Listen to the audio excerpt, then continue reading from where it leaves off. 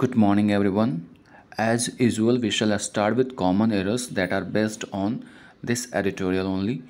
The very first common error for today we have is Mr. Goyal has signaled a revamped approach towards FTAs and reminded Indian industry there cannot be one way traffic.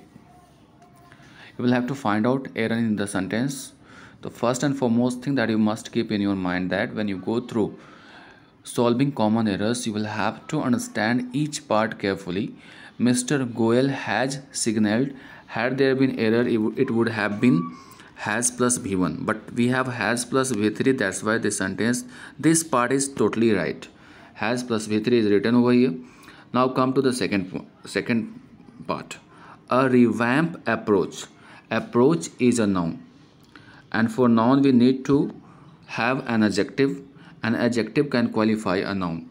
Then you will have to change this revamp will into revamped, ed. The revamp approach will not be right, it will be revamped, because you will have to change this revamp as an adjective. For that you need to add ed over here, past participle. If you are not able to understand in English, I am just going to make you understand in Hindi. First सबसे पहले हम लोग करेंगे क्या कि approach जो है एक नाउन है और नाउन को क्वालिफाई करने के लिए एडजेक्टिव की ज़रूरत है. For that you need to have an adjective and revamp is a verb. और एक वर्ब को एडजेक्टिव के रूप में अगर यूज़ करना है तो आपको इसमें ईडी लगाना होगा, पास्ट पार्टिसिपल में बदलना है. तो रिवैम्प अप्रोच नहीं, रिवैम्प्ड अप्रोच. तो सही आंसर जो है आपका 2 में कॉमन एरर हो गया. Now we have the second sentence. The Atmanirbhar Bharat campaign has further exacerbated. Atmanirbhar Bharat campaign has further exacerbated that view as the advent of a protectionist closed market project. It's very easy one. इसमें बहुत easy common error दिया हुआ है. The Atmanirbhar Bharat campaign means अभियान has further exacerbated. Has plus V3 ये भी सही लिखा हुआ है, बट फार्दर नहीं, क्या होना चाहिए था फर्दर. फर्दर मीन्स एडिशनल, और फार्दर जो होता है डिस्टेंस से रिलेटेड होता है, दूर के सेंस में, जो कि फार से बना हुआ है. फार से बना फार्दर, तो फार्दर नहीं होगा यहाँ पे फर्दर होगा. आइए अगले पार्ट को देखते हैं. Having walk out of RCEP, India needs to demonstrate its potential FTA partners including the UA and the UK. जब भी सेंटेंस अगर हैविंग से स्टार्ट हो रहा है तो आपको याद रखना है हैविंग प्लस V3 होगा, यहाँ पे V1 नहीं होगा. तो हैविंग वॉक नहीं होगा, हैविंग वॉकड होगा. जैसे having visited Mumbai I went to Agra. Mumbai घूमने के बाद मैं कहाँ गया, आगरा गया. तो having plus V3 will have to remember, आपको याद रखना पड़ेगा. तो आज के कॉमन एरर्स में आपने देखा फर्स्ट वाले पार्ट में क्या था कि अप्रोच को क्वालिफाई करने के लिए एक एडजेक्टिव की ज़रूरत थी, इसलिए रिवैम्प को रिवैम्प्ड में बदल दिया गया. सेकंड पार्ट में फर्दर होना चाहिए था, यहाँ पे फार्दर लिखा हुआ है. और थर्ड में हैविंग के बाद V3 का यूज़ होता है.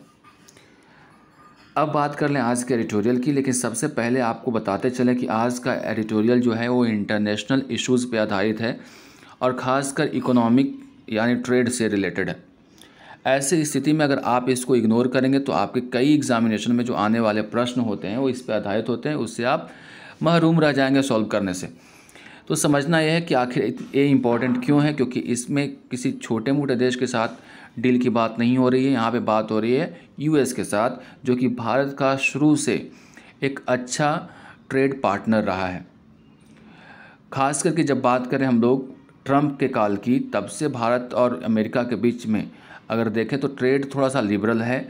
और वहाँ पे जो स्थितियाँ बनी थी भारत के लिए फेवरेबल था, क्योंकि अमेरिका खुले मंच से चाइना का बहिष्कार करता था. लेकिन जब से वहाँ सत्ता में परिवर्तन आया है, यानी जब से वहाँ बाइडेन बने हैं, जो कि एक डेमोक्रेटिक पार्टी के जो लीडर हैं वो या फिर राष्ट्रपति हैं, तब से थोड़ा सा हमारे देश और अमेरिका के साथ जो रिलेशन है ट्रेड को लेकर के उतना कुछ खास नहीं है और अच्छा नहीं है. जब बराक ओबामा की जो सरकार थी अमेरिका में, उस समय थोड़ा सा जो ट्रेड से रिलेटेड एग्रीमेंट हुए थे, उस समय बाइडेन उपराष्ट्रपति हुआ करते थे उस समय के। अब जब फिर से उनकी सरकार यहाँ पे आ गई है तो फिर से भारत के खिलाफ़ या कह लो भारत के साथ उनका जो रवैया है कोई ख़ास अच्छा नहीं है, जितना अच्छा ट्रम्प के समय में था। इन सब बातों की चर्चा होगी इसमें। तो सबसे पहले समझते हैं टाइटल। लिखा हुआ है रिबूट टू रीसेट। अगर आप कोई नया चीज़ करना चाहते हैं, रीसेट करना चाहते हैं, तो उसके लिए आपको क्या करना पड़ेगा? रिबूट करना पड़ेगा, है ना। मोबाइल में अगर कोई प्रॉब्लम होती है तो उसको फिर से अगर स्टार्ट करना है तो उसके लिए आपको क्या करना पड़ता है? रिबूट करना पड़ता है। तो रिबूट का मतलब अगर जानना है तो इसका मतलब होता है रीस्टार्ट, और रीसेट का मतलब होता है रीइस्टैब्लिश। यानी यहाँ पे सरकार को कहा जा रहा है कि अगर आपको फिर से रीइस्टैब्लिश होना है तो for that you will have to reboot.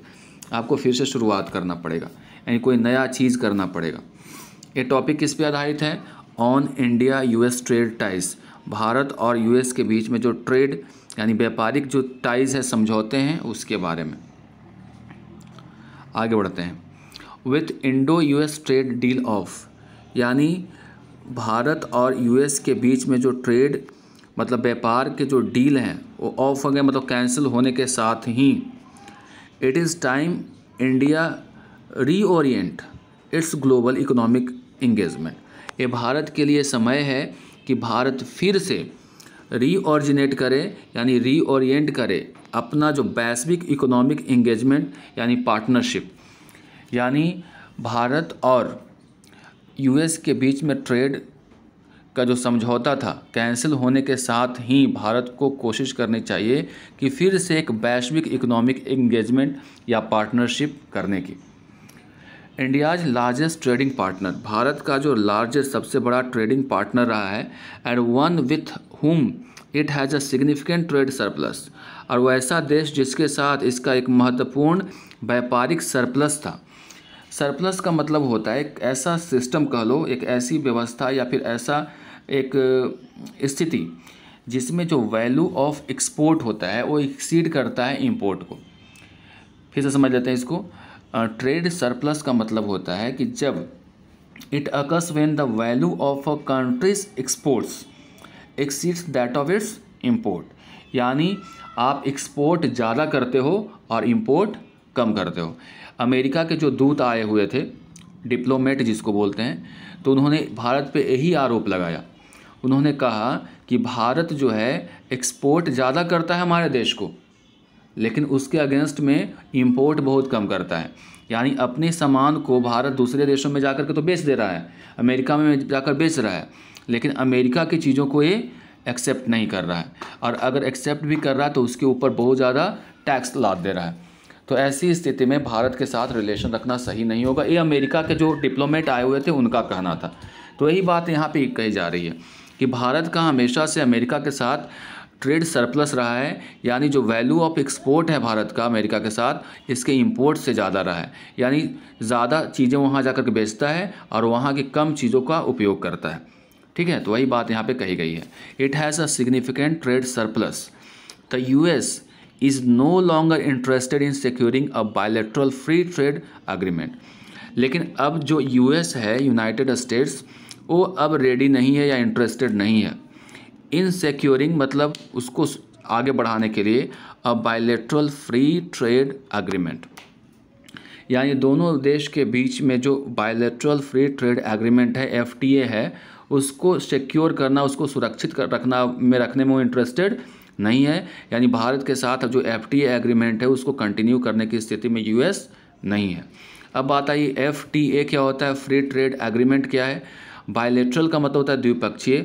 Free trade एक ऐसी व्यवस्था होती है जहाँ पे आप हर्डल फ्री होकर के, ऑब्स्टिकल फ्री होकर के, बिना कोई लिमिट के एक दूसरे के साथ व्यापार करते हो, that is called free trade. और एक समझौता के तहत करते हो, that's why it is called free trade agreement. तो फ्री ट्रेड के अंतर्गत क्या होता है कि बैरियर फ्री कह सकते हो, या फिर कह सकते हो किसी प्रकार का कोई लिमिट नहीं होता है इंपोर्ट और एक्सपोर्ट के लिए। उसको हम लोग FTA बोलते हैं, फ्री ट्रेड। और इसके अंतर्गत अगर जिस देश के साथ आपका FTA है उसके साथ बिना कोई बाधा के आप व्यापार कर सकते हैं, जिसको अब US आगे नहीं बढ़ाना चाह रहा है। As per indications from the Joe Biden administration. और एक कैसे पता चला कि जो बाइडेन का जो एडमिनिस्ट्रेशन है, प्रशासन है, उसके तरफ से कोई ऐसा इंडिकेशन दिया गया है, ऐसा कोई सिग्नल दिया गया है। An official acknowledgement. अगर हम लोग ऑफिशियल एक्नॉलेजमेंट मतलब एक्सेप्टेंस की बात करें ऑफ दिस, एक इसको एक्सेप्ट करते हुए फ्रॉम किसके द्वारा, कॉमर्स मिनिस्टर जिनका नाम है पीयूष गोयल। इस एक्नॉलेजमेंट का मतलब एक्सेप्टेंस, एक ऑफिशियल एक्सेप्टेंस आया है कॉमर्स मिनिस्टर की तरफ से जिनका नाम है पीयूष गोयल। वे सजेस्ट करते हैं कि years of negotiation towards a mini trade deal followed by a full blown trade pact that Mr Biden's predecessor oversaw will be infructuous now. उन्होंने क्या सजेस्ट किया, बताया कि जो सालों से मिनी ट्रेड डील को लेकर के जो समझौते चल रहे थे, जो बातचीत चल रही थी, उसके साथ साथ चल रहा था full blown trade pact. Full blown मतलब होता है फुल फ्लेज, एकदम डेवलप्ड वन। तो दोनों के बीच में बड़े पैमाने पे ट्रेड पैक्ट मतलब होता है समझौते भी चल रहे थे, लेकिन किसके साथ, मिस्टर बाइडेंस के प्रीडिसेसर्स, जो उसके पहले जो सरकार थी उसके साथ। उन्होंने देखा था और उनको एक्सपीरियंस भी करा था। अब वो जो सारी बातें हो गई वो इनफ्रक्चुअस नाउ, यानी जो अननेसेसरी हो गई, यानी अब उसकी कोई ज़रूरत नहीं है।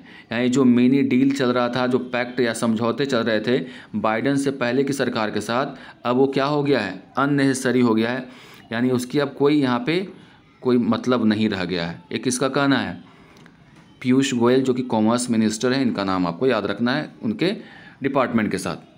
The government will now seek to work on market access issues.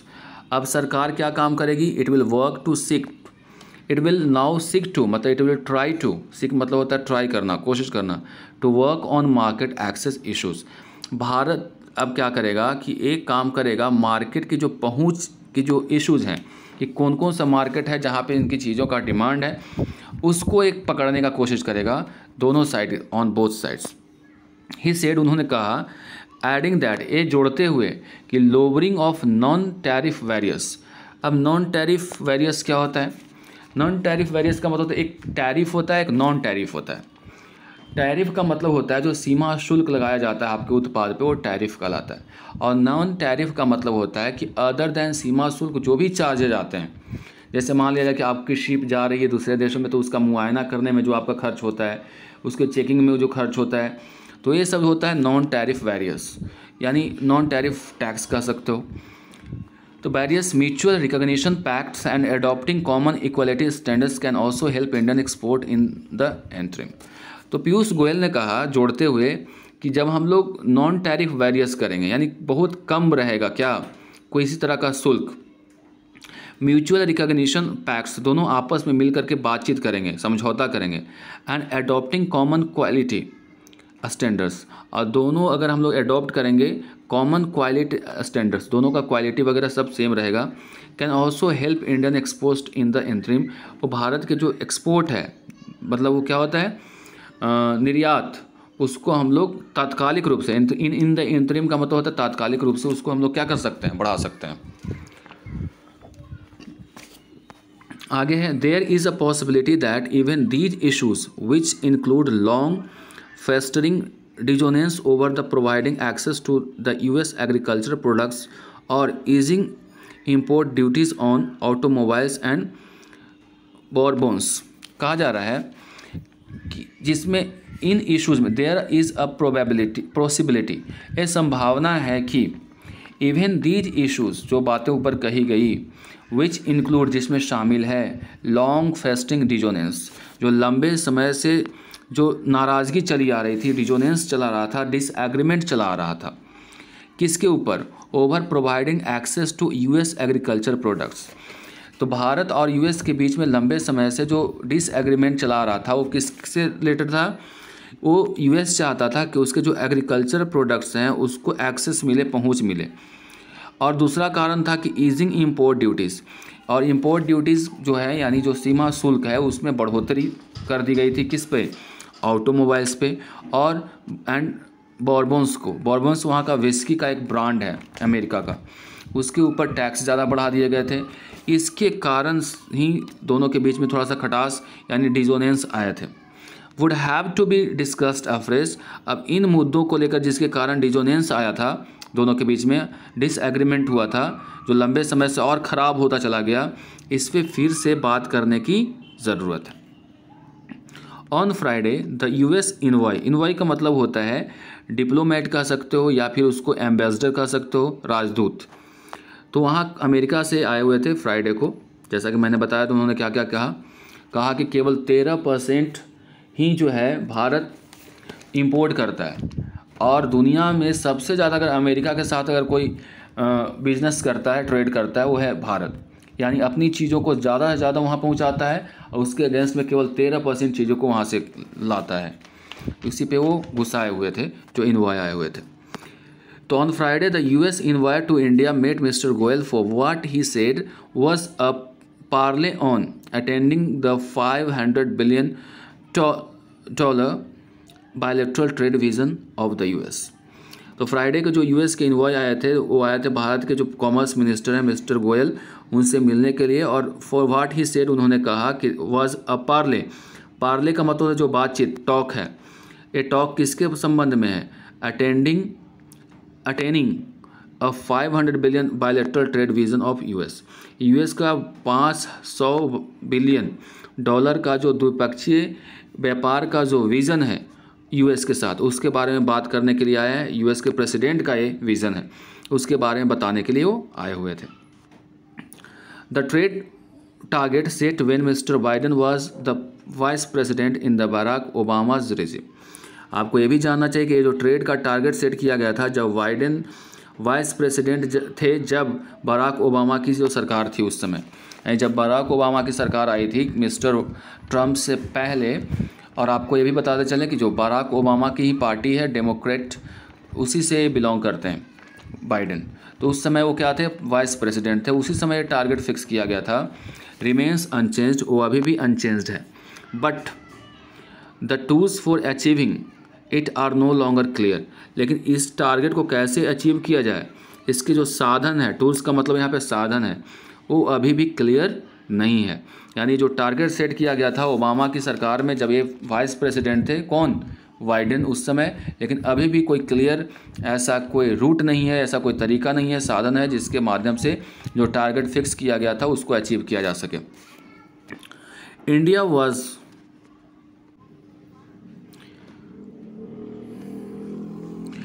was pulled out of US generalized system of preferences। Pull out का मतलब होता है उसको बाहर निकाल देना। किसको? भारत को। कहाँ से निकाल दिया गया? यूएस के जो generalized system of preferences, GSP जिसको बोलते हैं, that granted some tariff relief to its exports by the Trump government in 2019। ये बात आपको तब तक समझ में नहीं आएगी जब तक आपको ये न पता हो कि GSP होता क्या है, जनरलाइज सिस्टम ऑफ प्रेफरेंसेस होता क्या है। ये जो सिस्टम होता है वो उसके अंतर्गत यूएस ट्रेड का एक प्रोग्राम है, यानी यूएस में जो व्यापार करते हैं उसका एक प्रोग्राम है। वो डिज़ाइन किया गया था कि जो इकोनॉमिक डेवलपिंग कंट्रीज़ हैं उसके इकोनॉमिक ग्रोथ के लिए ये डिज़ाइन किया गया था GSP, जिसके अंतर्गत जो भी कंट्रीज इसके पार्टनर्स होते हैं उनको फ्री ट्रेड करने का मौका मिलता है, यानी किसी प्रकार के उनके ऊपर शुल्क लादा नहीं जाता है, यानी free trade, free access to the country है। इसी को बोलते हैं GSP। यानी वैसे देश जो GSP में शामिल हैं यूएस के, उनके साथ फ्री ट्रेड किया जाता है। फ्री ट्रेड कहने का मतलब बिना कोई टैक्स के ट्रेड किया जाता है। और इन देशों की संख्या 129 कंट्रीज़ हैं जिसके साथ ये GSP के सदस्य हैं वहाँ के, जिसमें अब भारत को नहीं रखा गया है, ये कहना चाह रहा है। और ये जो है जिसके अंतर्गत कुछ टैरिफ का मतलब जो शुल्क होता है उसमें रिलीफ मिलता है, जैसा कि बताया, जो कि ट्रंप के सरकार ने 2019 में इसमें भारत को भी शामिल करने की बात कही थी। एंड होप्स इट्स री induction through a mini trade deal now appear bleak. और ऐसा आशा किया जाता है कि जो री इंडक्शन थ्रू यानी फिर से इसको शुरुआत करना मिनी ट्रेड डील के माध्यम से अब ये अंधकारमय दिखता है, अब ये स्पष्ट नहीं दिखता है। कहना ये चाह रहा है कि भारत का जनरलाइज्ड सिस्टम ऑफ प्रेफरेंसेस यानी जीएसपी से बाहर का रास्ता दिखा देने से क्या होगा, जो कि ट्रम्प के सरकार में इसको मिला भी था, वो इससे ऐसा लगता है कि जो छोटे मोटे जो मिनी ट्रेड की बात हो रही है और डील हो रही है वो भी अब क्या, वो चला गया है अंधेरे में। ब्लिक का मतलब समझ लो यहाँ पे कि जो कि क्लियर नहीं है, स्पष्ट नहीं है, ऐसा कहते हैं। ठीक है, आगे बढ़ते हैं। While India was expected to gain from the Sino US trade, जबकि भारत ने ये एक्सपेक्ट किया था कि भारत और जो यूएस और चाइना, साइनो मतलब चाइना और यूएस के बीच में जो व्यापार से रिलेटेड जो वार चल रहे हैं, युद्ध चल रहे हैं, ट्रेड वार चल रहे हैं, उसका फ़ायदा भारत को मिलेगा under the Donald Trump administration. और ये कब हो रहा था, जब डोनाल्ड ट्रम्प वहाँ के राष्ट्रपति थे, उस समय चाइना और यूएस के बीच में ट्रेड वार चल रहा था। भारत को लगा था कि उसको इसका फ़ायदा मिलेगा। Its retaliation to the GSP status revocation with hiked tariff on US. इसका रिटेलिएशन मतलब होता है जवाब, रिटेलिएट करना मतलब होता है सामने से उसका जवाब देना, या फिर कह सकते हो कि उसका बदला लेना। To the GSP status revocation, GSP के जो स्टेटस से रिवोकेशन का मतलब होता है समाप्त कर देना। With hikes tariff on US के टैरिफ को हाइक करके। Products had led to frictions that perhaps stymied the conclusion of a mini trade deal. और ये जो स्थिति है उसने फ्रिक्शंस पैदा कर दिए हैं, शायद अब ये स्टाइमाइड का मतलब होता है कि आश्चर्यचकित कर दिया है। और इस कंक्लूजन से कि जो मिनी ट्रेड डील जो है दोनों देशों के बीच में, before change at the helm in the white house. इसको फिर से समझ लेते हैं। जीएसपी स्टेटस रिवोकेशन का मतलब समाप्ति होता है, रिवोकेट करना मतलब cancellation. With hiked tariff on US, किसके साथ, एक जो शुल्क है उसमें बढ़ोतरी के साथ यूएस पर, यूएस के जो प्रोडक्ट हैं उसके पर। हैड लेड टू फ्रिक्शंस, इसका परिणाम हो गया है कि इसने फ्रिक्शंस पैदा कर दिए हैं। परहैप्स एस्टिमाइड द कंक्लूजन, और शायद इसने कंक्लूजन जो निष्कर्ष है उसको भी आश्चर्यचकित कर दिया है। ऑफ मिनी ट्रेड डील, दोनों के बीच में जो मिनी ट्रेड डील है, before the change at the helm in the white house, यानी वाइट हाउस में सत्ता में परिवर्तन। Change in the at the helm का मतलब होता है सत्ता में परिवर्तन के साथ ही दोनों के बीच में जो कह लो कि दोनों के बीच में जो रिलेशंस थे, जिसकी संभावना थी कि अच्छी रहेगी, उसको क्या कर दिया है, अब फ्रिक्शन पैदा हो गया, उसमें ख़राब हो गया। ऐसा समझ सकते हैं इस पार्ट को। चलिए आगे देखते हैं आगे के पैराग्राफ में क्या बातें कही गई है। The US says no go stance. No go stance का मतलब होता है प्रोहिबिटिंग स्टांस, मतलब मना करना, रोकना। स्टांस का मतलब सोच कह लो, यानी जो परिदृश्य कह लो, सिचुएशन कह लो। On the FTA free trade agreement, जैसा कि मैंने बताया फ्री ट्रेड एग्रीमेंट क्या होता है, इम्प्लाइज क्या, ambitions may have to be pared down but also provides an opportunity for India to holistically review its stance on global trade।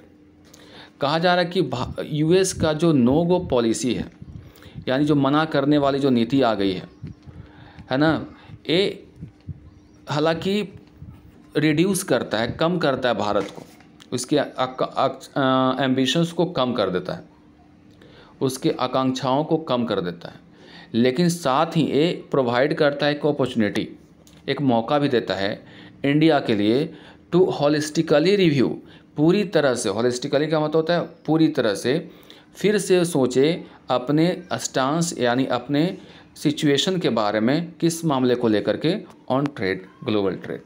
यानी America तो खैर उसके एम्बिशंस पे लगाम लगा दिए हैं, बट भारत के पास अभी मौका है कि फिर से ग्लोबल ट्रेड करने के लिए नए तरीके से सोचें। इट इज़ रिफ्रेशिंग दैट, ये रिफ्रेश करने वाला विषय है कि it is refreshing that mister Goyal has signalled a revamped approach towards FTAs। यानी कह रहा है कि ये जो क्या है, रिफ्रेशिंग है, रिफ्रेश करने वाला है, खुश करने वाला है। मिस्टर गोयल ने सिग्नल दिया है कि वो रिवैम्प्ड अप्रोच अपनाएंगे, यानी सुधारवादी नीति अपनाएंगे। किसकी तरफ? FTAs की ओर। And reminded Indian industry there can not be one way traffic. और भारत के जो इंडस्ट्री है उनको कहा कि देखिए, व्यापार में एक वन वे ट्रैफिक नहीं होता है, एक तरफा व्यापार थोड़ी होता है। व्यापार जब भी होता है तो दोनों तरफ से होता है। यानी आपको FTA करने की ज़रूरत पड़ेगी और दूसरे देशों के साथ आपको समझौता करने की ज़रूरत पड़ेगी, एक गोयल का कहना था। This needs to be matched by actions. और एक केवल बोलने से नहीं होगा, आपको इसके साथ एक्शन भी, मतलब कार्य भी करने होंगे।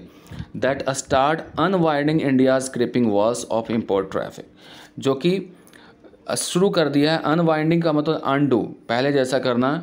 इंडिया का जो क्रीप कर रहा था वॉल, यानी जो बैरियर पैदा हो गया था इंपोर्ट में, उस ट्रैफिक को फिर से पहले जैसा करने का प्रयास किया है, उनके कहने का। यानी वैसा एक्शन करने की ज़रूरत है जो भारत का सिकुड़ता हुआ दायरा था, जो बाधा था, वॉल्स का मतलब ऑब्स्टिकल कह लो, जो बाधाएं उत्पन्न हो गई थी इंपोर्ट ट्रैफिक के बीच में, उस टैरिफ्स के बीच में, उसको क्या करने की ज़रूरत है? वो अनडू हो सकता है कब? जब आप उसके लिए कार्य करेंगे। Actions are required.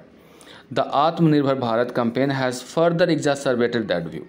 और इसमें एक आत्मनिर्भर भारत का जो अभियान चल रहा है, इसने आगे क्या किया? एग्जैसर्बेट करना मतलब इंटेंसीफाई करना, बढ़ा दिया है इस व्यू को।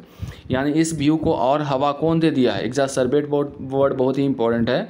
एग्जैसर्बेट का मतलब होता है इंटेंसीफाई करना, इंक्रीज करना।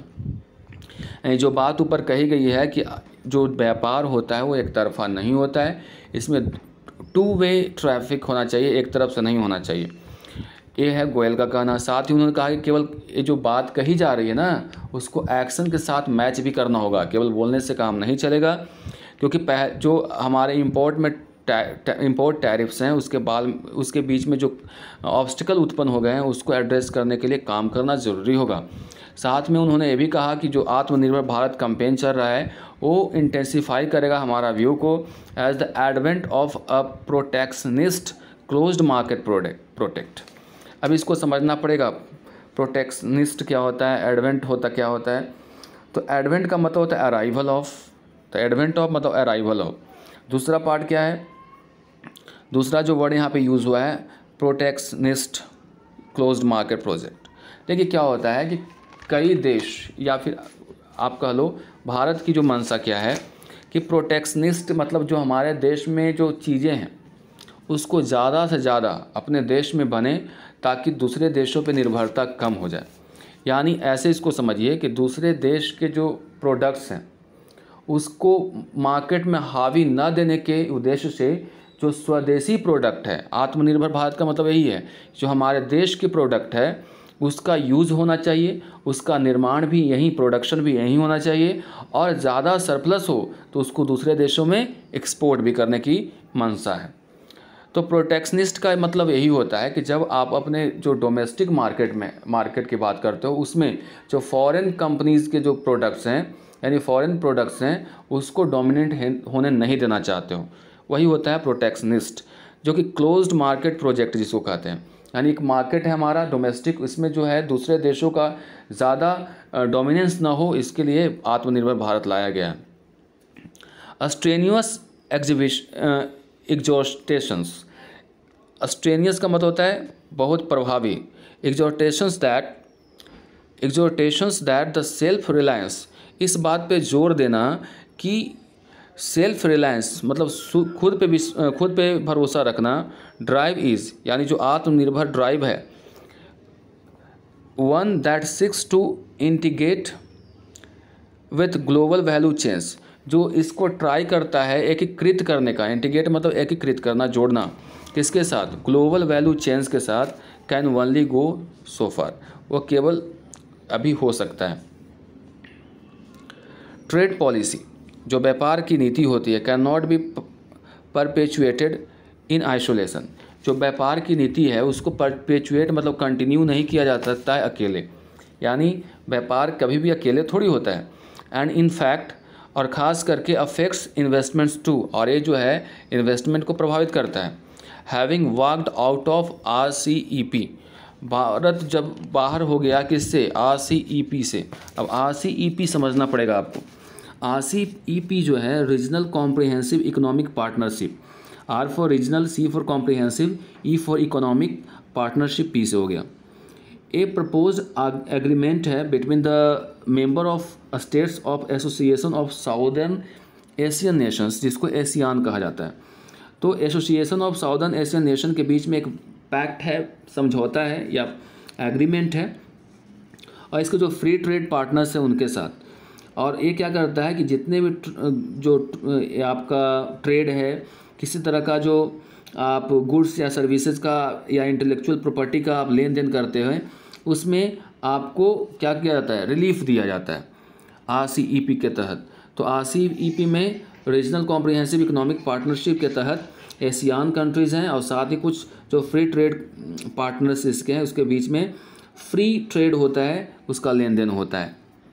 तो उससे जब भारत बाहर निकल गया, India needs to demonstrate to its potential, अब भारत को दिखाने की ज़रूरत है अपनी ताकत FTA पार्टनर्स के साथ, पार्टनर को, including the EU and the UK, और उसमें कौन शामिल है, EU है और UK शामिल है। with which rivals like Vietnam have already sealed a deal, जिसके साथ जो वियतनाम है, जो भारत का राइवल है, राइवल कहने का मतलब यहाँ पे प्रतिद्वंदी होता है, और सील्ड अ डील का मतलब होता है डील फाइनल करने देना, यानी जो हमारा पार्टनर है FTA पार्टनर EU और UK, जो कि जिसके साथ वियतनाम जो हमारा राइवल है पहले ही डील फाइनल कर चुका है। सील्ड अ डील का मतलब होता है डील फाइनल कर लिया है। It is a viable alternative to China's in a post कोविड-19 वर्ल्ड, और ये जो है एक पोस्ट कोविड-19 के बाद, मतलब कोविड-19 के बाद चाइना का एक अल्टरनेटिव के तौर पे इसको स्पष्ट रूप से देखा जाता है।